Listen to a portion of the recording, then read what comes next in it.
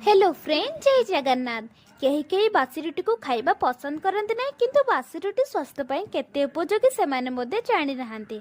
आज एमती गोटे रेसिपी रेकमेंड करिवे, खाउ नथिबा लोक मध्ये खाइबाको लागिबे। तो प्रथमे बासी रुटी को चुन चुन करे काटी रखि देबे। देन कड़ाई रे तेल दे गरम होला पर पियाज, कंचा लंका, रसुण एवं काटी रखिथिबा वेजिटेबल पके साला फ्राए करी सेतरे लूण हल्दी दे भल भाव से मिक्स करिवे। भजा होई आसिले soya sauce, tomato sauce, curry powder दे भल भाव से ग्रेवी करी सरी चुन चुन करिथिबा रोटी पकाई भल भाव से मिक्स कर देबे। गार्निशिंग पय धनिया पत्र पकाइबे। तो होई गेला ना गोटे न्यू रेसिपी सहित न्यू टेस्टी स्नैक्स प्रस्तुत। वीडियो को देखि सारी लाइक शेयर सब्सक्राइब करेंगे निश्चित।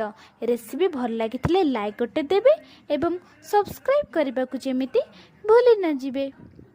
Thank you.